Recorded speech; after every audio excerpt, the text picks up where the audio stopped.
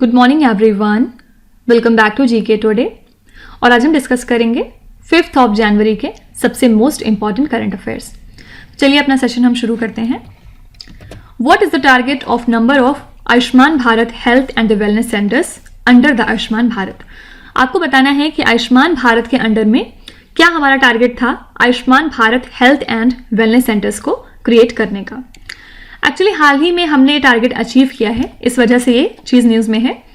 तो हमने टारगेट रखा था कि हम 1.5 lakh Ayushman Bharat health and wellness centres को सेटअप करेंगे इंडिया में। कब तक? By December 2022। ठीक है। और अकॉर्डिंग टू हमारे हेल्थ मिनिस्टर मनसुख मांडविया, हमने ये टारगेट अब अचीव कर लिया है। तो गवर्नमेंट ने टोटल 1.5 लाख सब हेल्थ सेंटर्स को ट्रांसफॉर्म किया है into Ayushman Bharat health and wellness centres. ठीक है। तो यहां पे करेक्ट आंसर हो जाएगा 1.5 लाख। फाइन। नेक्स्ट है जुआरी bridge, the second largest cable stayed bridge in India, is located in which Indian state और द यूनियन टेरिटरी। आपको बताना है कि जुआरी ब्रिज जो कि इंडिया का second largest cable stayed bridge है, ये कौन से स्टेट या फिर यूनियन टेरिटरी में लाई करता है। तो हाल ही में इसको इनॉग्रेट किया है हमारे यूनियन मिनिस्टर नितिन गडकरी ने। कहां पे? इसका फर्स्ट फेज इन्होंने इनॉग्रेट किया है जुआरी रिवर पे, जो कि कनेक्टिविटी को इंप्रूव करेगा between north Goa and south Goa. ठीक है। और जुआरी bridge second largest cable stayed bridge है इंडिया का। और फर्स्ट कौन सा है? तो फर्स्ट याद रखिएगा, ये है बांद्रा वर्ली सी लिंक, जो कि कहां पे है? मुंबई में। ठीक है। और ये जो ब्रिज है ये 2530 करोड़ रुपीस रोड प्रोजेक्ट का पार्ट है, जिसके थ्रू ये डिस्टेंस कवर की जाएगी 13.2 किलोमीटर्स की। कहां से कहां के बीच में? Between Bambolim and Verna villages, Goa के अंदर। ठीक है। तो याद रखिएगा ये Zuari bridge second largest cable stayed bridge है और ये कहां पे लाई करता है? तो गोवा में। लेकिन इसके अलावा कुछ ब्रिजेस देखते हैं जो आजकल न्यूज में थे। सबसे पहले आपने मोरबी ब्रिज का नाम सुना होगा कुछ दिनों पहले, आई थिंक अक्टूबर मंथ में, क्योंकि ये कोलैप्स हो गया था। और ये कहां पे है? गुजरात स्टेट में।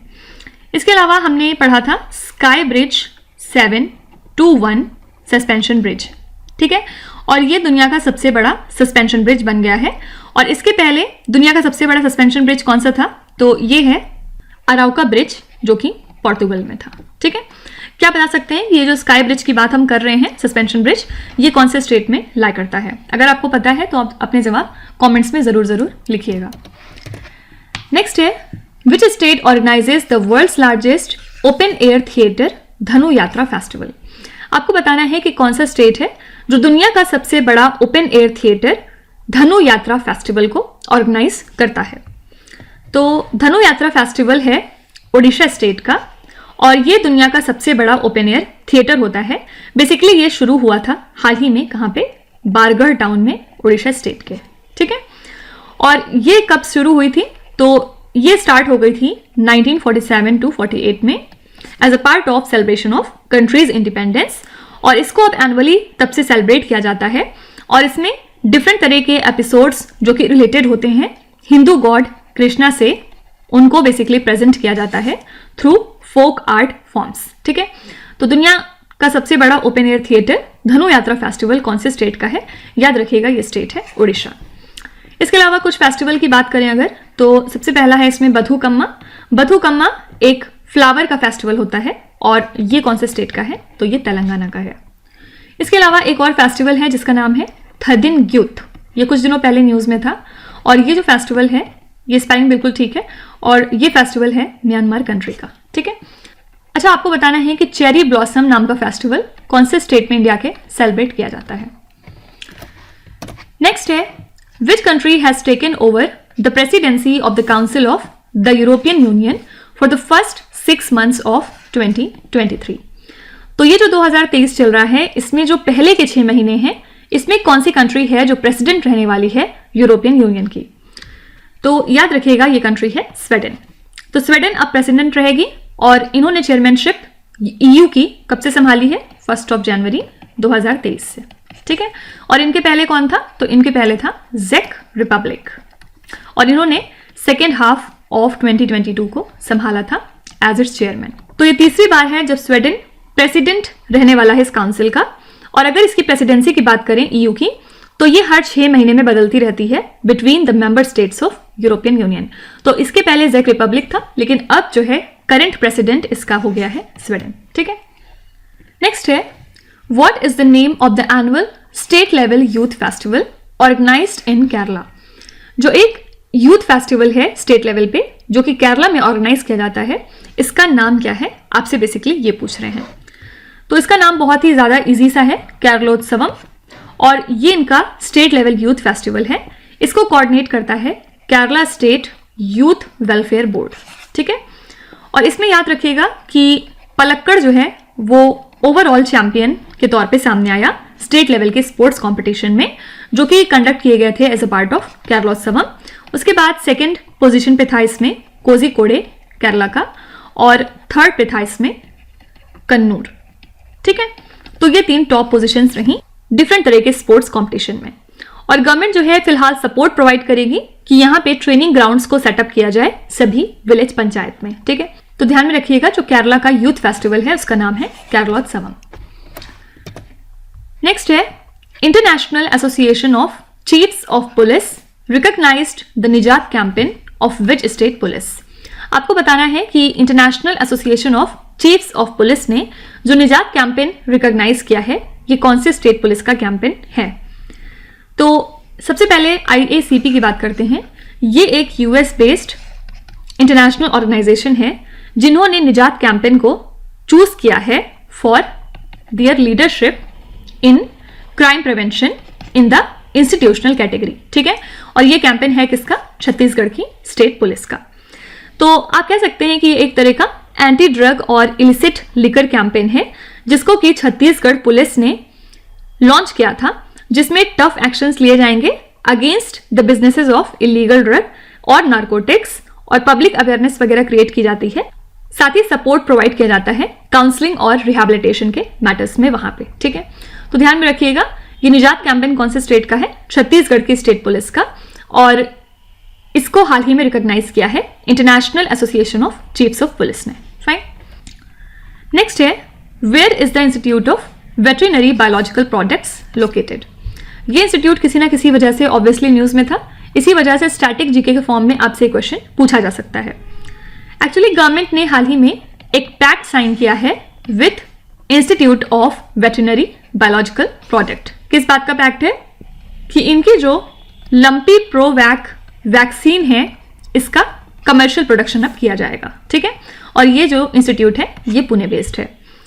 तो ये एक तरह की इंडिजिनसली डेवलप्ड वैक्सीन है लंपी स्किन डिजीज को कंट्रोल करने के लिए कैटल्स में, और प्रेजेंट में गोट पॉक्स वैक्सीन को यूज किया जाता है लंपी स्किन डिजीज को कंट्रोल करने के लिए एनिमल्स के अंदर। ठीक है, तो इसी वजह से ये इंस्टीट्यूट थोड़ा सा न्यूज में था, ध्यान में रखिएगा ये कहां पे है, पुणे में।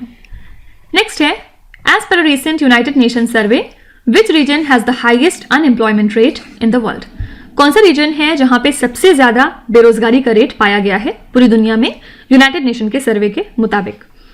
तो इनके सर्वे के मुताबिक अरब रीजन में रजिस्टर किया गया है 12% तक अनएम्प्लॉयमेंट रेट 2022 में, और ये रेट सबसे ज्यादा रहा पूरी दुनिया में।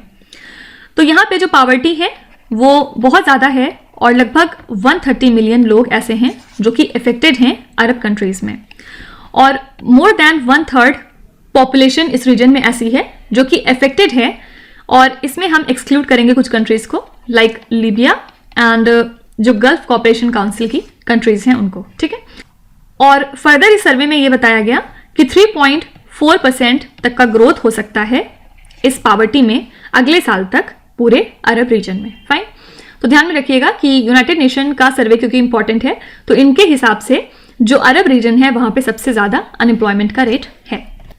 नेक्स्ट है which country has handed over the chairmanship of Wassenaar Arrangement to India in 2023। अच्छा, यहाँ पे थोड़ा सा घुमा के क्वेश्चन पूछा गया है, आपसे ये नहीं पूछा गया है कि प्रेजेंट में कौन इसके प्रेसिडेंट है, क्योंकि यहाँ पे साफ साफ लिखा है कि इंडिया ही 2023 में इसका चेयरमैन है। लेकिन आपसे ये पूछ रहे हैं कि पहले कौन चेयरमैन था, किस कंट्री ने हैंड ओवर किया है इसकी चेयरमैनशिप इंडिया को। तो क्वेश्चन को थोड़ा सा ध्यान से पढ़ा करिए। अगर यहाँ पे ऑप्शन में इंडिया होता और यहाँ पे इस तरह इंडिया नहीं लिखा होता तो बहुत सारे लोग इंडिया को टिक करके आ जाते। तो इसलिए हमेशा ध्यान से क्वेश्चन को पढ़ना बहुत इंपॉर्टेंट है। तो याद रखिएगा कि इंडिया जो है करंट में प्रेसिडेंट है इसका, और अगले 1 सालों तक के लिए अब हम चेयरमैन रहने वाले हैं, ठीक है। इसमें कितने मेंबर्स आते हैं वासनार अरेंजमेंट में? 42 मेंबर्स। और ये एक तरह का वॉलंटरी एक्सपोर्ट कंट्रोल रेजीम है जिसके थ्रू जो कन्वेंशनल वेपन्स और डुअल यूज गुड्स का ट्रांसफर है उसको मॉनिटर किया जाता है। तो याद रखिएगा पहले इसका चेयरमैन था आयरलैंड, और आयरलैंड के एम्बेसडर ने फिर चेयरमैनशिप इसकी इंडिया को सौंप दी है फिलहाल। और इंडिया ने वासनार अरेंजमेंट को ज्वाइन किया था दिसंबर 2017 में, और इंडिया जो है इसका 42nd पार्टिसिपेटिंग नेशन है, ठीक है। तो इतनी बातें काफी है वासनार अरेंजमेंट से। याद रखिएगा कि आयरलैंड पहले था और इस साल कौन है? इंडिया। और हमने कब ज्वाइन किया था इसको? 2017 में।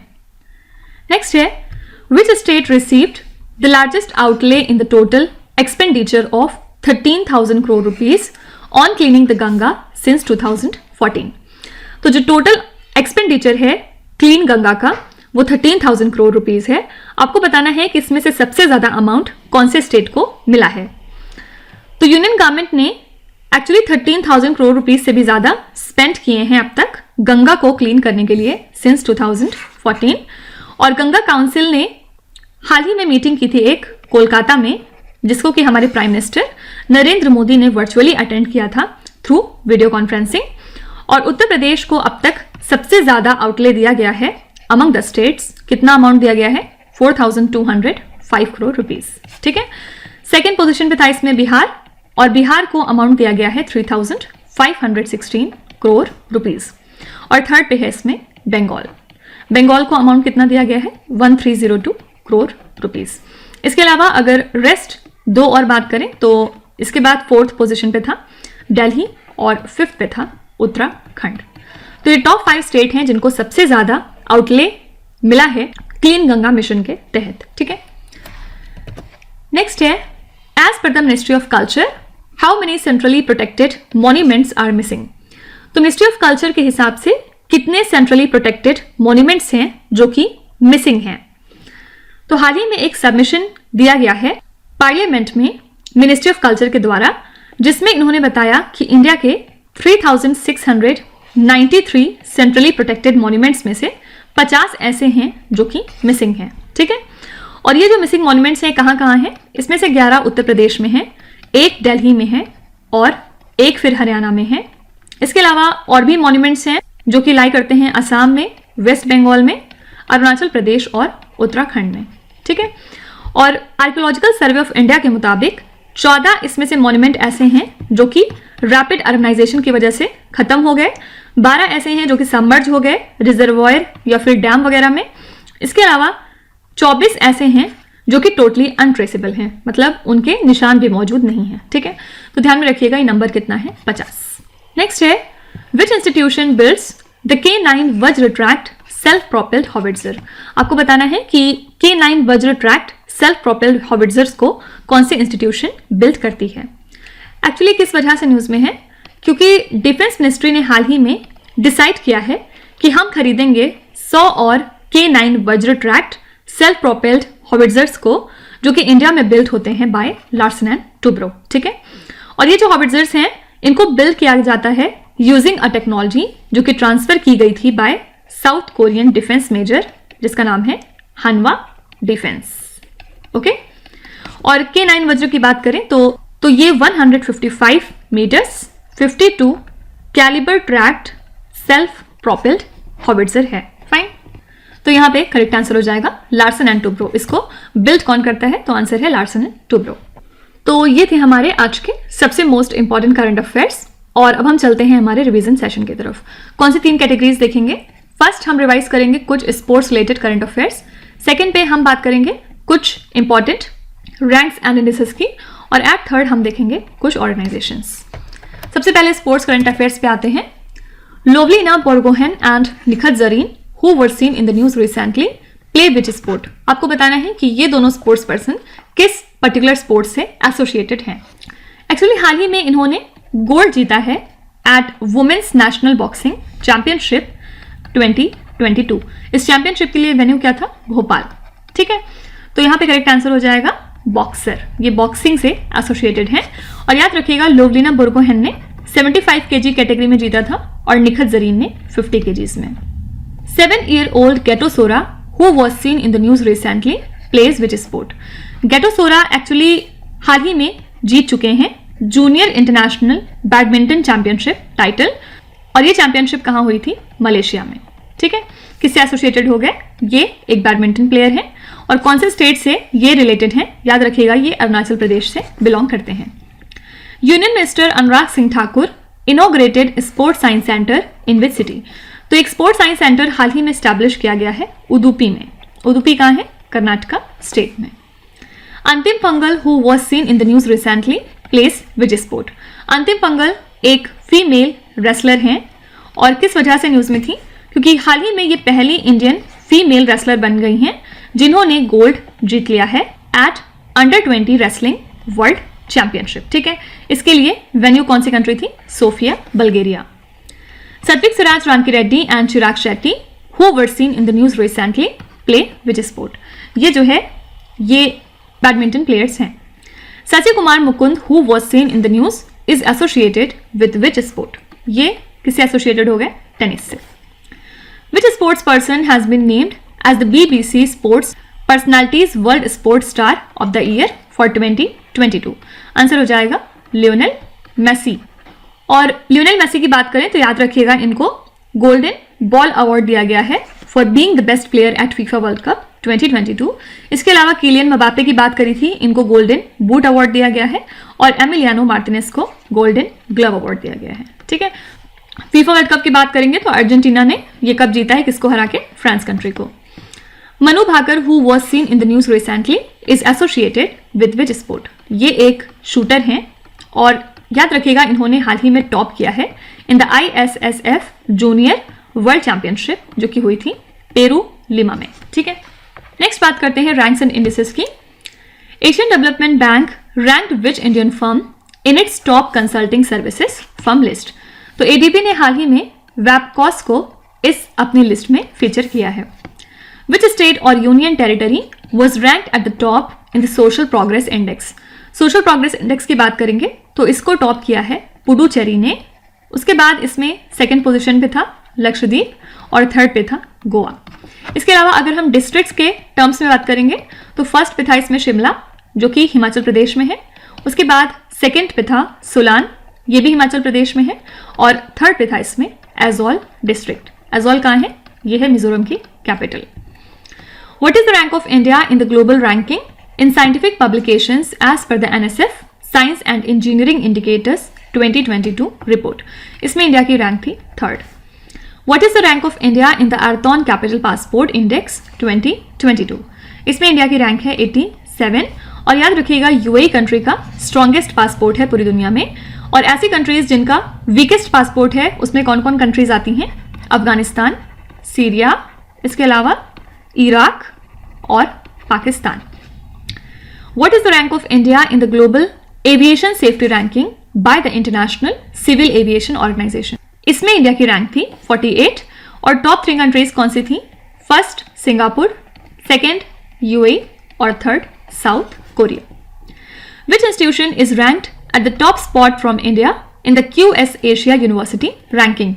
तो इस रैंकिंग के हिसाब से इंडिया से टॉप स्पॉट पे कौन सी इंस्टीट्यूट थी? ये है IIT बॉम्बे। और IIT बॉम्बे की रैंक थी 40th ओवरऑल। ठीक है, सेकंड इसमें इंडिया से था IISc बेंगलुरु, इनकी रैंक थी 52। और थर्ड था इसमें IIT मद्रास। IIT मद्रास की रैंक थी 59। ठीक है, which is the only Indian company in the top 100 rank of Forbes world's best employ ranking 2022? इस रैंकिंग में इंडिया से इकलौती कंपनी कौन सी थी? ये है रिलायंस इंडस्ट्रीज। अब लास्ट में चलिए कुछ इंपॉर्टेंट ऑर्गेनाइजेशन एक बार रिवाइज कर लेते हैं। Union ministry of power signed memorandum of understanding with which organisation to set up early warning systems for vulnerable hydro project? इसके लिए ये पावर मिनिस्ट्री ने MOU साइन किया है DRDO के साथ। Arun Kumar Singh, former chairman of BPCL, has been appointed as the chairman and managing director of which organisation. हाल ही में ये चेयरमैन और MD बन चुके हैं ONGC के।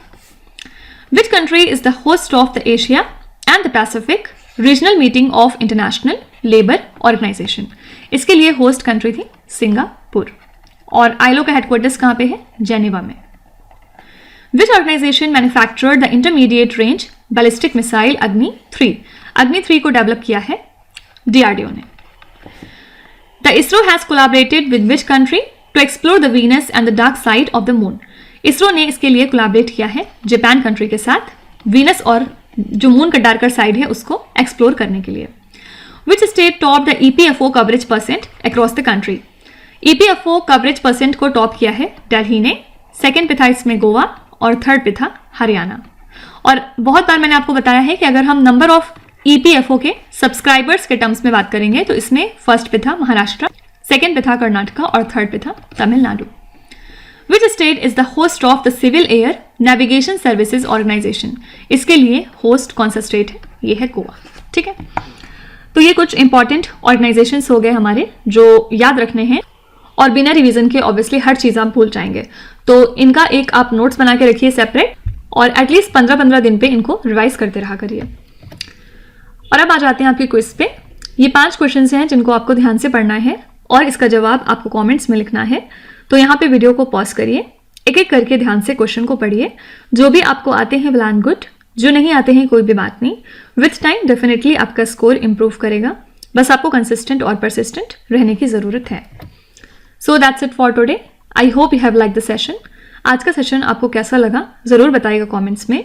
साथ ही साथ आपका कोई भी रिव्यू है, फीडबैक है या फिर सजेशन है तो वो भी आप हमें बता सकते हैं।